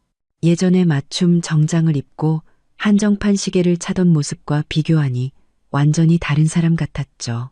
서연아, 전 남편은 저를 보자마자 꽃을 내밀며 비굴한 미소를 지었습니다. 며칠 동안 계속 찾아왔는데 드디어 만났네. 이거 널 위해 특별히 준비했어. 네가 예전에 이 색깔 제일 좋아했잖아. 기억나? 저는 꽃을 받지 않고 뒤로 한 걸음 물러섰습니다. 용건만 간단히 해요. 당신이랑 시간 낭비하고 싶지 않으니까. 지나가던 사람들이 걸음을 멈추고 저희를 쳐다봤습니다. 어떤 사람은 휴대폰을 꺼내 사진을 찍기도 했죠. 전 남편은 얼굴이 붉어졌지만 꿋꿋하게 말을 이었습니다. 서연아, 내가 잘못했어. 예전에 내가 정말 미쳤었나 봐. 어머니 말만 듣고 너랑 이혼하다니. 이제야 깨달았어. 내가 가장 사랑하는 사람은 너였다는 걸. 우리 다시 합치면 안 될까? 내가 앞으로 정말 잘할게. 다시는 너 속상하게 안 할게. 잘한다고? 저는 클러치에서 밀봉된 봉투 하나를 꺼내 그의 앞에 던졌습니다. 이 안에 든 것부터 보고 나한테 잘한다는 말을 다시 해보시죠. 봉투 안에는 2년 전 제가 모아두었던 그의 외도 증거들이 들어있었습니다. 비서와의 메신저 대화 캡처, 호텔 앞에서 껴안고 있는 사진 등 총 10장이 넘는 선명한 증거들이었죠. 전 남편은 쭈그려 앉아 봉투를 주었습니다. 그의 손가락은 심하게 떨리고 있었죠. 두어 장 넘겨보더니 그의 얼굴은 불그락푸르락 하다가 이내 새하얗게 그리고 검붉게 변했습니다. 이건 다 오해야. 전 남편은 황급히 봉투를 구겨주며 숨기려 했습니다. 그 여자가 날 유혹한 거야. 내가 잠시 정신이 나갔었나 봐. 이미 오래전에 다 끝난 사이야. 서연아, 제발 날 믿어줘. 내 마음속엔 너밖에 없어. 잠시 정신이 나갔었다고? 저는 그가 들고 있는 시든 장미를 가리키며 주변 사람들이 다 들을 수 있도록 목소리를 높였습니다. 그 여자랑 호텔방 잡았을 때는 정신이 나가지 않았나 보죠. 내가 준 돈으로 500만 원짜리 목걸이 사줄 때는요. 이제 KM그룹은 파산했고 당신은 에어컨도 없는 원룸에 살게 되니 그제야 내가 생각났나 보네요. 진작에 뭘 하셨어요? 주변 사람들의 수군거림이 더욱 커졌습니다. 세상에, 바람 피운 주제에 얹혀 살기까지 한 거였어?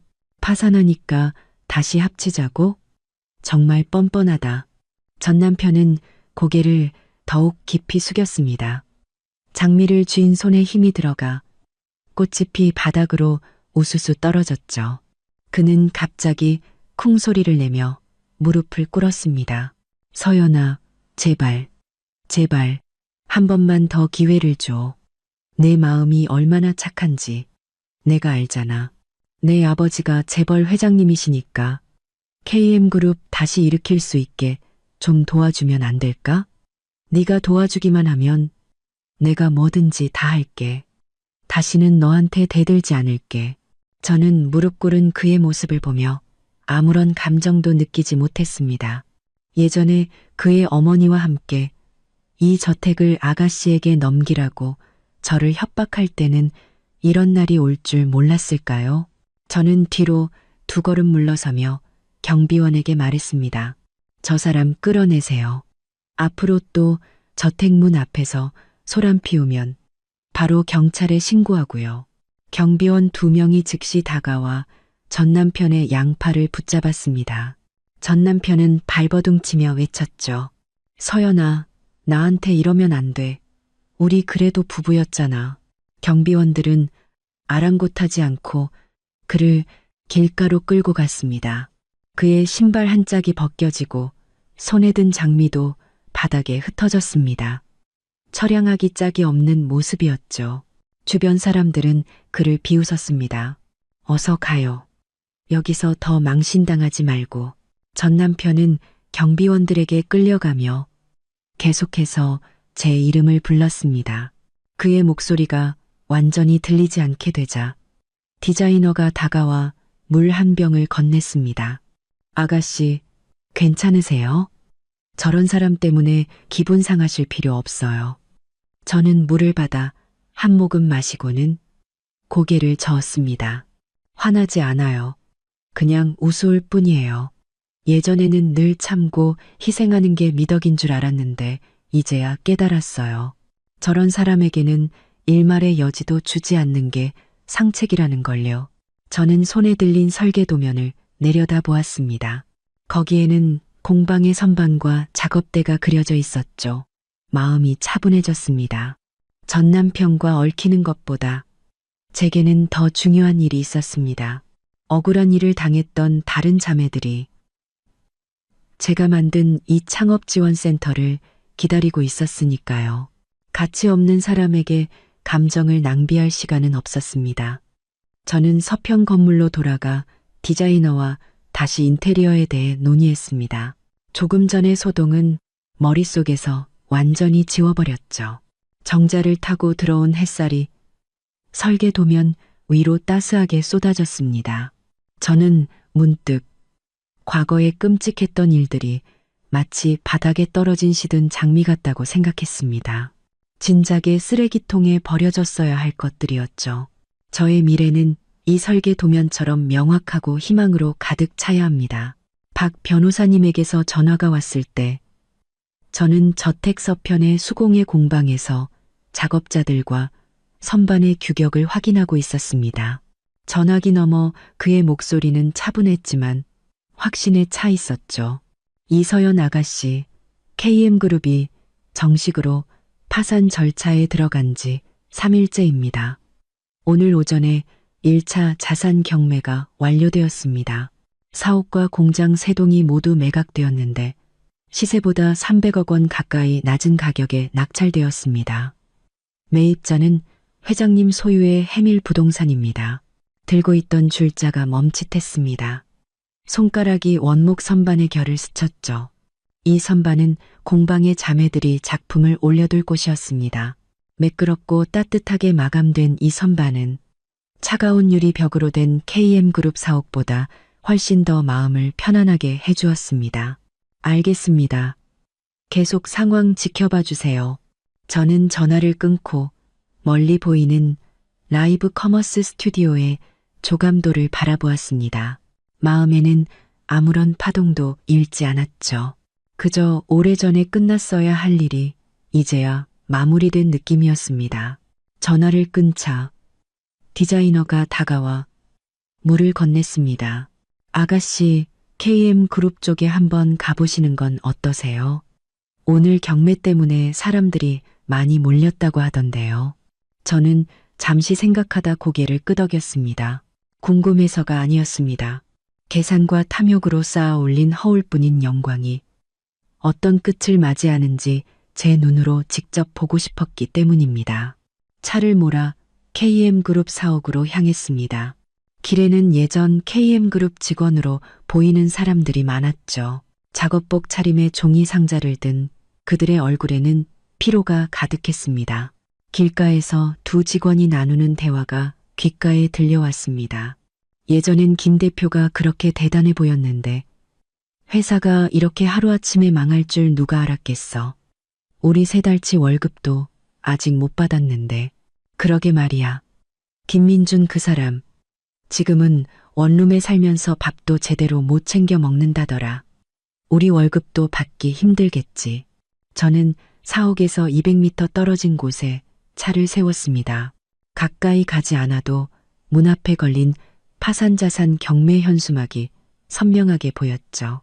붉은 바탕에 흰 글씨가 유난히 눈에 띄었습니다. 문 앞에는 많은 사람들이 모여 있었습니다. 카메라를 든 기자들, 구경 나온 시민들, 그리고 헐값에 무언가를 건지려는 작은 회사 사장들까지. 예전에 고급 차들이 즐비하고 직원들이 정장을 입고 드나들던 모습과는 완전히 다른 소란스러운 풍경이었습니다. 그때 사람들 사이에서 웅성거림이 들려왔습니다. 누군가 김민준 왔다 라고 소리쳤죠. 소리가 난 쪽을 보니 정말로 전 남편이 버스에서 내리고 있었습니다. 색이 바랜 점퍼에 헝클어진 머리, 손에는 낡은 청가방을 든 채 그는 사람들 뒤에 서서 사옥을 멍하니 바라보고 있었습니다. 눈에는 눈물이 그렁그렁했죠. 그는 제 시선을 느꼈는지 고개를 돌려 이쪽을 보았습니다. 제 차를 발견하자 그의 눈이 번쩍 뜨였죠. 그는 사람들을 헤치며 이쪽으로 달려왔습니다. 저는 차문을 열지 않고 창문만 내린 채 차갑게 그를 바라보았습니다. 서연아. 그는 차 옆으로 달려와 창문을 붙잡았습니다. 손톱 밑에는 때가 껴 있었죠. 방금 들었는데 우리 회사 사옥을 산 게 네 아버지 회사라며? 제발 네 아버지한테 사옥 좀 돌려달라고 해주면 안 될까? 내가 정말 잘 경영해서 앞으로 버는 돈은 다 너한테 줄게. 다시는 너랑 싸우지도 않을게. 우리 회사라고요? 저는 차갑게 비웃으며 운전대를 손가락으로 두드렸습니다. 김민준 씨, 착각하지 마세요. KM그룹은 처음부터 우리의 것이 아니었어요. 저희 아버지의 인맥과 제 돈으로 유지되던 회사였죠. 지금 파산한 건 당신이 자초한 일이에요. 저와는 아무 상관없습니다. 저희 아버지가 사옥을 매입한 건 정상적인 상업활동이지 당신에게 퇴로를 열어주기 위함이 아니라고요. 그의 손이 창문에서 스르르 미끄러져 내려갔습니다. 눈물이 뚝뚝 떨어져 바닥에 시멘트 틈새로 스며들었죠. 하지만 난 이제 정말 아무것도 없어. 사는 원룸은 좁고 낡았고 어머니는 병원에 누워 계시고 미나는 구치소에 있어. 난 그 사람들 병원비조차 낼 수가 없어. 서연아, 제발 마지막으로 한 번만 더 도와줘. 딱 한 번만. 저는 클러치에서 은행카드 한 장을 꺼내 그에게 던졌습니다. 이 안에 5천만 원 들어있어요. 이게 내가 당신을 돕는 마지막이에요. 예정 때문이 아니라 내가 사람을 막다른 길로 모는 매정한 인간이라는 소리를 듣기 싫어서 주는 겁니다. 이 돈으로 어머님 병원비 내고 동생 벌금 내세요. 그리고 다시는 나를 찾아오지 마세요. 우리는 이미 끝난 사이니까. 그는 바닥에 떨어진 카드를 주워 손에 꽉 쥐었습니다. 입술을 파르르 떨며 무언가 말하려 했지만 결국 아무 말도 하지 못했죠. 그때 자산관리팀 직원이 다가와 그를 불렀습니다. 김민준 씨, 이쪽으로 와서 자산인계 확인서에 서명하세요. 공장 설비는 이미 매입자가 다 가져갔습니다. 문제 없는지 확인하고 서명해야 합니다. 전 남편은 황급히 눈물을 닦고 은행카드를 주머니에 쑤셔 넣은 뒤 직원을 따라갔습니다. 저는 그의 뒷모습을 보았습니다. 움츠러든 어깨, 힘없는 발걸음, 예전에 배를 내밀고 직원들을 호령하던 김 대표의 모습은 온데간데 없었죠. 사람들은 수군거렸습니다. 예전엔 그렇게 잘 나가더니 꼴이 저게 뭐야, 자업자득이지. 그러게 누가 욕심부려서 아내 집까지 뺏으라고 했나. 망해도 싸다. 저는 차를 몰아 저택으로 돌아왔습니다. 오는 길에 박 변호사님에게서 메시지가 왔죠. KM그룹의 채무 정리도 거의 끝나간다고 했습니다. 협력업체에 미지급된 800억 원의 대금은 해밀 부동산에서 대납했고 직원들의 밀린 임금도 일주일 내로 지급될 것이라고 했습니다. 오직 전 남편 개인 명의의 30억 원 빚만 그가 스스로 갚아야 한다고요. 저는 알겠습니다라고 답장하고 휴대폰을 조수석에 던져두었습니다. 저택에 돌아오니 공방의 선반 설치가 끝나 있었습니다. 햇살이 창문을 통해 선반 위로 따스하게 쏟아졌죠. 디자이너가 라이브 커머스 스튜디오의 조명 조감도를 들고 다가왔습니다. 아가씨, 이 조명 시야는 어떠세요? 따뜻한 색감 위주라 수공예품 라이브 방송에 잘 어울릴 겁니다. 시청자들에게 친근한 느낌을 줄 수 있을 거예요. 저는 조감도를 받아들고 그 위에 그려진 부드러운 조명을 바라보았습니다. 마음이 환해지는 것을 느꼈죠. KM그룹의 파산은 끝이 아니라 제 새로운 삶의 시작이었습니다. 계산으로 얻은 것들은 결국 사라지기 마련입니다. 오직 자신의 두 손으로 창조한 가치만이 진정으로 자신의 것이 될 수 있는 법이죠. 공방의 전기회로 설계도를 수정하고 있는데 휴대폰이 울렸습니다. 제1병원 응급실이라고 뜨는 발신자 정보. 심장이 쿵 내려앉았습니다. 틀림없이 전 시어머니에게 무슨 일이 생긴 것이겠죠. 며칠 전 그녀가 경찰서에서 쓰러진 뒤 계속 병원에 입원해 있으며 전 남편이 병원비도 제대로 내지 못하고 있다는 소식을 들었거든요. 이서연 씨 되십니까? 전 시어머님 되시는 박순자님께서 방금 뇌졸중으로 쓰러지셔서 지금 응급실에 계십니다. 휴대폰에 이서연 씨 연락처밖에 없어서 연락드렸습니다. 보호자 서명이 필요하니 최대한 빨리 병원으로 와주시기 바랍니다. 저는 펜을 내려놓고 클러치에서 차키를 챙겼습니다. 디자이너에게 병원 좀 다녀올게요. 돌아와서 다시 얘기해요. 라고 말하고는 서둘러 차고로 향했죠. 가는 길에 전 남편에게 전화를 걸었습니다. 10번 넘게 신호가 가고 나서야 그가 전화를 받았죠. 목소리는 잠이 덜 깬 듯했고 술 냄새가 나는 듯했습니다. 누구세요? 아침부터 귀찮게 어머니가 뇌졸중으로 쓰러지셨어요. 제1병원 응급실에 계시니 당장 오세요. 저는 화를 억누르며 말했습니다. 마음속으로는 조금의 동정심도 잃지 않았죠. 만약 그가 제가 준 5천만 원으로 술을 사 마시지 않고 어머니 병원비를 냈더라면 이런 일은 없었을 겁니다. 병원에 도착했을 때 응급실 앞에는 불이 켜져 있었습니다.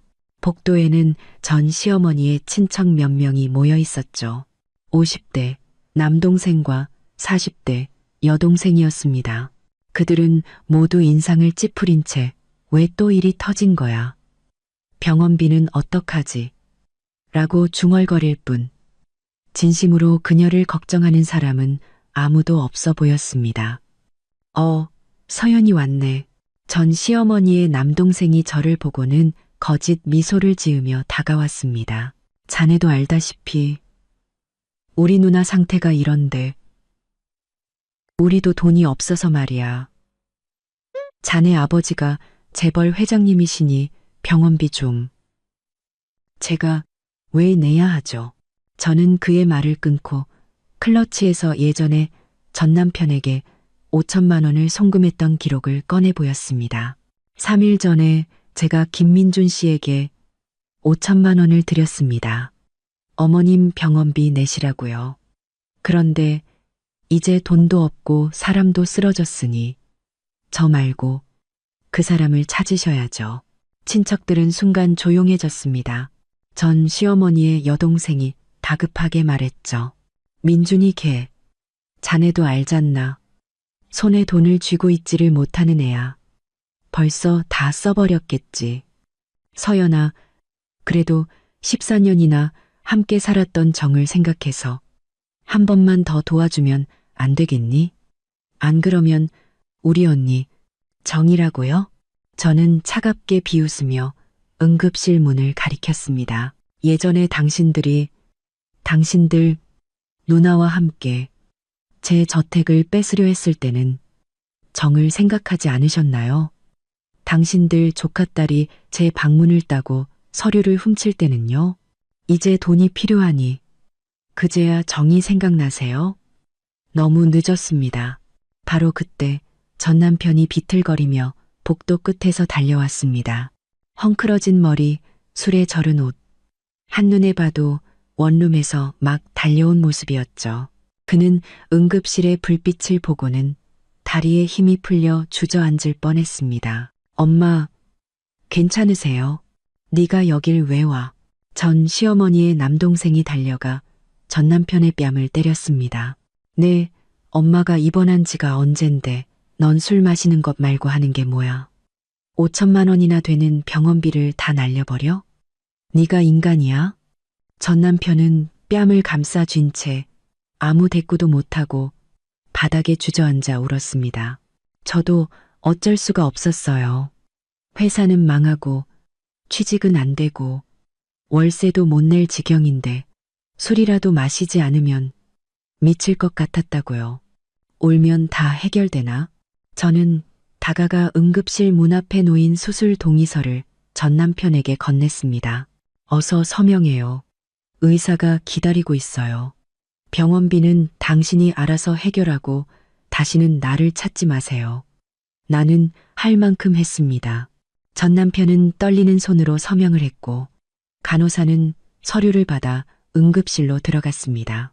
제가 돈을 내주지 않을 것이라는 걸 깨달은 친척들은 하나둘씩 핑계를 대며 자리를 떴습니다.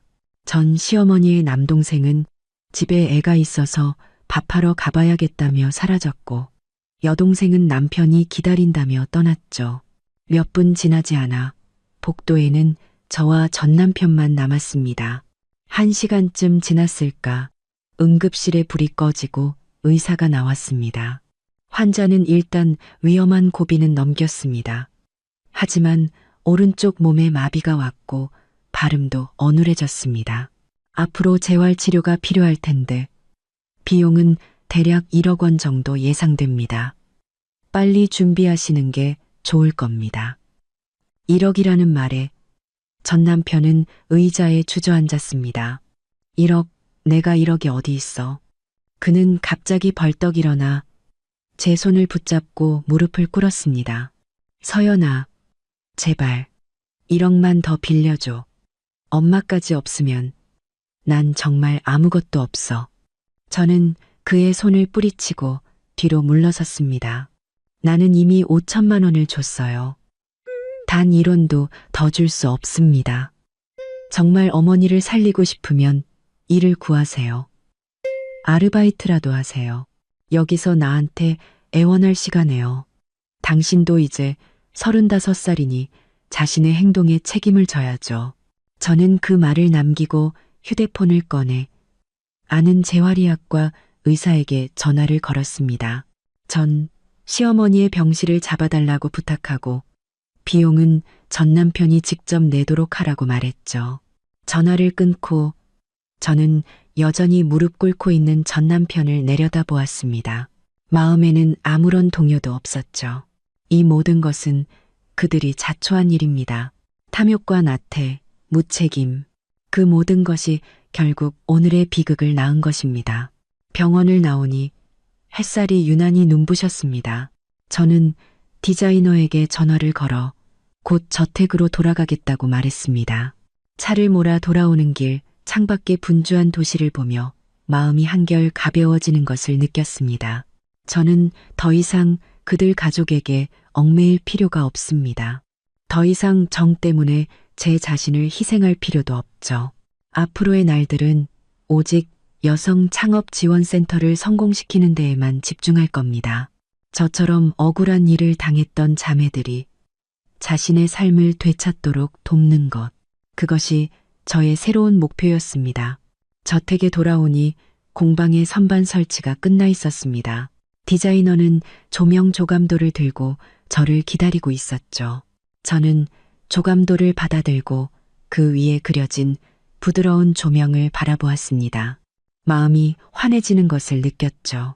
끔찍했던 과거는 이제 막을 내렸습니다.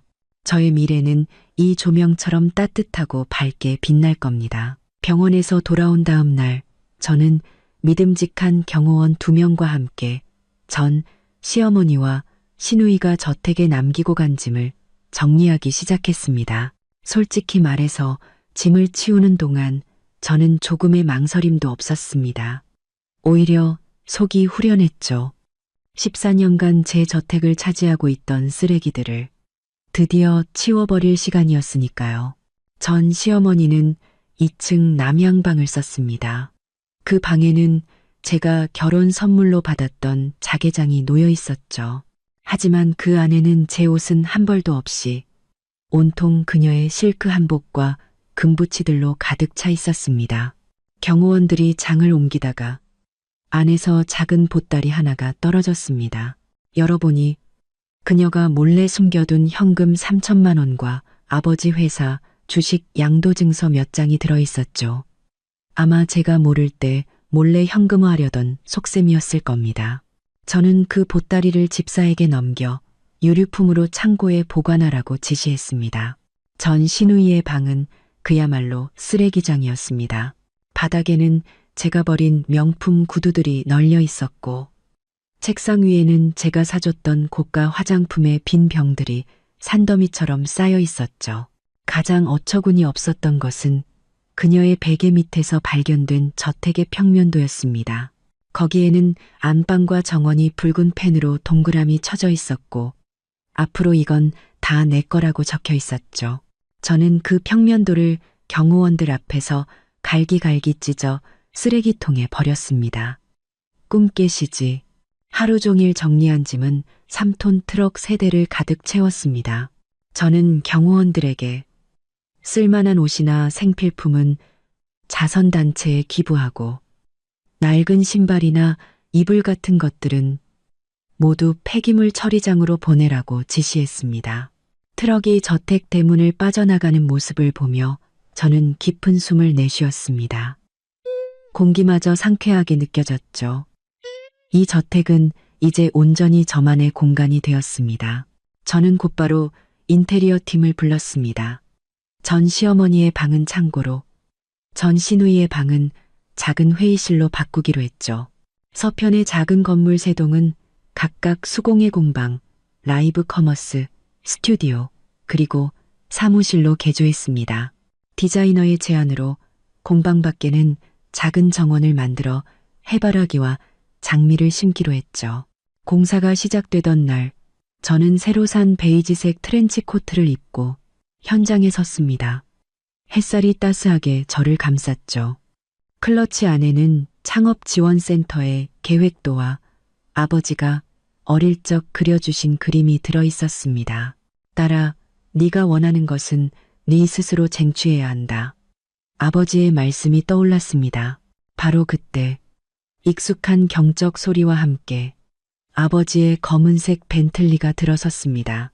딸아, 네 창업지원센터는 잘 돼가나 보구나. 선물도 좀 가져왔다. 아버지는 차에서 내리며 웃으셨습니다. 저는 아버지의 손을 잡고 공사 현장을 안내했죠. 아버지, 여긴 공방이에요. 자매들이 여기서 수공예품을 만들 거예요. 저쪽은 라이브 스튜디오고요. 전문가를 초빙해서 판매 교육도 할 생각이에요. 아버지는 흐뭇하게 고개를 끄덕이셨습니다. 그리고는 서류 가방에서 문서를 꺼내 제게 건네셨죠.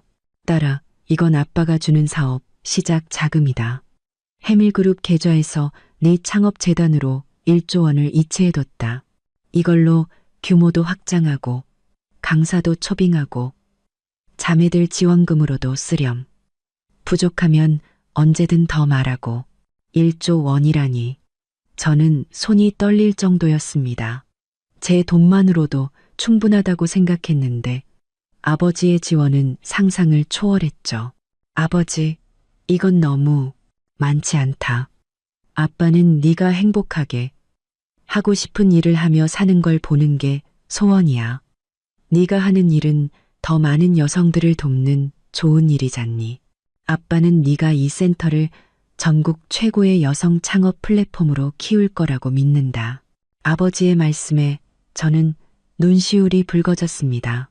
아버지, 실망시켜드리지 않을게요. 자매들이 창업뿐만 아니라 법과 재테크도 배워서 다시는 저처럼 당하지 않도록 만들 거예요. 아버지는 그 후에도 디자이너와 함께 공사 현장을 꼼꼼히 살피셨습니다. 공방에 콘센트를 더 설치하고 스튜디오의 방음을 강화하라는 조언까지 해주셨죠. 떠나시기 전에는 집사에게 제가 식사를 거르지 않도록 매일 제가 좋아하는 음식을 사무실로 가져다 주라고 신신당부하셨습니다. 아버지의 차가 떠난 뒤 저는 공방 작업대 앞에 서서 매끄러운 원목을 쓸어보았습니다. 마음이 든든했죠. 과거에 끔찍했던 기억들은 공사 소음과 함께 산산조각 난 것 같았습니다. 이제 제 손에는 등기 권리증과 자금, 그리고 아버지의 든든한 지원이 있습니다. 저를 도와줄 자매들도 있죠.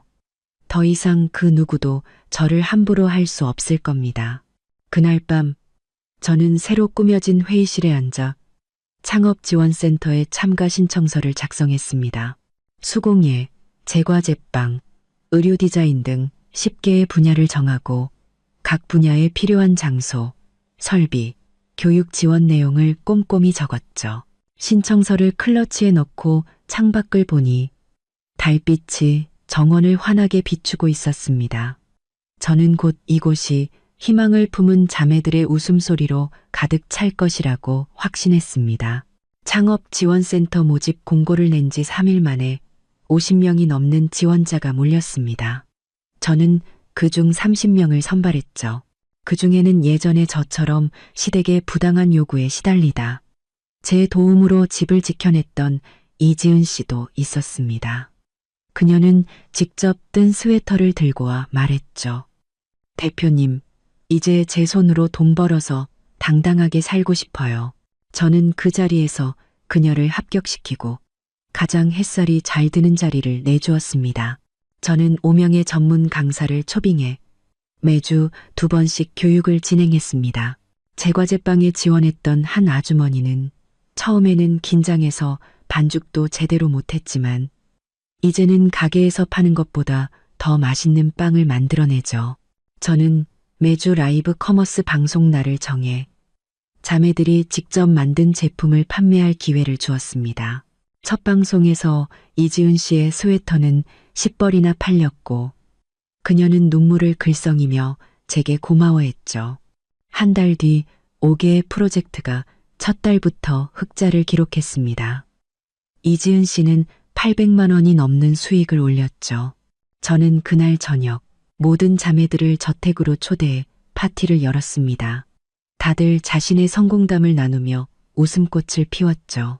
며칠 뒤 이지은 씨와 다른 자매들이 제게 감사패를 들고 찾아왔습니다. 여성의 꿈에 날개를 달아주셔서 감사합니다. 붉은 바탕에 금색으로 수놓인 글씨가 유난히 빛났습니다. 대표님 덕분에 이제 시댁 눈치 안 보고 제가 벌어서 제가 쓰고 싶은 거 마음껏 사요. 다른 자매들도 입을 모아 제게 감사 인사를 전했죠. 저는 그 감사패를 사무실 가장 잘 보이는 곳에 걸어두었습니다. 그날 밤 아버지와의 통화에서 그는 제 상상 이상으로 잘해내고 있다며 칭찬을 아끼지 않으셨습니다. 전화를 끊고 사무실 창밖을 보니 이지은 씨가 공방에서 다음 주 방송을 위해 늦게까지 스웨터를 짜고 있었습니다. 그녀를 비추는 따뜻한 조명, 저것이 바로 제가 원했던 삶이었습니다. 제 힘으로 더 많은 자매들이 당당하게 살아가도록 돕는 것. 센터를 운영한 지 6개월이 지났을 때 저는 공익 강연회를 열기로 했습니다. 제 경험을 공유하고 자매들에게 더 넓은 인맥을 만들어주고 싶었기 때문이죠. 강연회장에는 자매들의 작품 사진과 맛있는 간식이 준비되었습니다. 그리고 제 클러치 안에는 과거에 저를 지켜주었던 등기 권리증, 지출장부, 그리고 이혼 증명서가 들어있었죠. 강연회가 시작되고 저는 제 지난 14년간의 이야기를 담담하게 풀어놓았습니다. 그리고 3가지 조언을 덧붙였죠. 첫째, 중요한 재산은 반드시 자신의 명의로 법적 보호를 받도록 할 것. 둘째, 정을 내세워 이용하려는 사람을 경계하고 멀리할 것. 셋째, 어떤 상황에서도 스스로를 지킬 힘을 기를 것. 한 자매가 전시댁의 근황을 묻자 저는 솔직하게 답했습니다. 시어머니는 병원에서 재활치료를 받고 있지만 아무도 돌보지 않고 전 남편은 공사장에서 막노동을 하며 겨우 병원비를 대고 있으며 시누이는 불법 다단계 혐의로 3년형을 선고받고 교도소에서 노역 중이라고요. 그들의 비참한 결말은 모두 스스로의 탐욕이 부른 결과였습니다. 강연회를 마치며 저는 자매들이 선물해준 감사패를 들어보였습니다. 여러분, 어떤 어려움이 닥쳐도 절대 자신을 포기하지 마세요. 저 역시 14년간의 억울함 속에서 벗어나 이렇게 많은 자매들을 도울 수 있게 되었습니다. 여러분도 자신의 2손으로 그리고 곁에 있는 자매들과 함께 얼마든지 멋진 인생을 만들어갈 수 있습니다. 강연회가 끝나고 많은 자매들이 저를 안아주며 용기를 얻었다고 말했습니다. 그날 밤 저는 공방에 앉아 자매들이 선물해준 작은 장식품들을 바라보았습니다. 과거의 아픔은 이제 저를 성장시키는 선물이 되었습니다. 저는 제 저택을 지켜냈을 뿐만 아니라 더 많은 자매들이 자신의 인생이라는 저택을 스스로 지을 수 있도록 도왔습니다. 누구도 빼앗을 수 없는 자신의 2손으로 일궈낸 당당함과 행복이라는 저택을요. 앞으로도 저는 이 창업지원센터를 더욱 발전시켜 더 많은 자매들이 자신만의 멋진 모습으로 살아갈 수 있도록 도울 겁니다.